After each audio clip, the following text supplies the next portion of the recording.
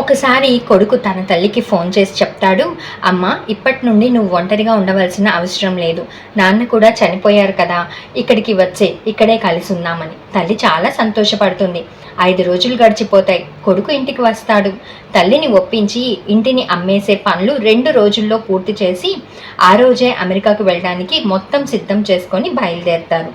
కొడుకు తల్లిని ఎయిర్పోర్ట్లో కూర్చోబెట్టి టికెట్ గురించి తెలుసుకొని వస్తానని చెప్తాడు. అలా ఆ రోజంతా గడిచిపోతుంది. కొడుకు తిరిగి వచ్చి ఉండడు. చాలాసేపటి నుండి ఆమెను గమనిస్తున్న ఒక ఉద్యోగి ఆమె దగ్గరకు వచ్చి అడుగుతాడు, అమ్మ ఎవరి కోసమైనా ఎదురు చూస్తున్నారా అని.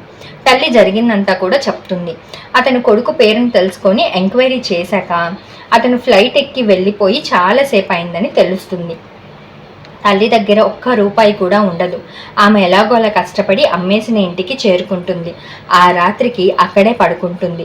పొద్దున్నే ఆ ఇంటిని కొన్న కొత్త యజమాని అక్కడికి వచ్చి ఆమె పరిస్థితిని తెలుసుకొని బాధపడి ఆమెకు అక్కడే ఒక రూమ్ అద్దెకి ఇస్తాడు.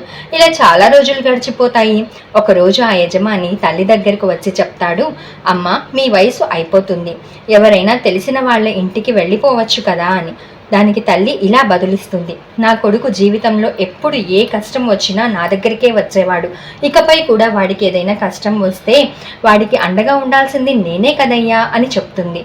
ఈ కథలోని నీతి, నువ్వు ఆమెను ఎంత కష్టపెట్టినా నీ గురించి ఇంకా ఆలోచించగలిగే వ్యక్తి ఎవరైనా ఉన్నారంటే అది ఒక తల్లి మాత్రమే. కాబట్టి తల్లి కన్నీటిని తొడవండి, కానీ తల్లి కన్నీటికి ఎప్పుడు కూడా కారణం కావద్దు. ఈ వీడియో నచ్చితే లైక్ చేసి మన ఛానల్ని సబ్స్క్రైబ్ చేసుకోండి. Thank you.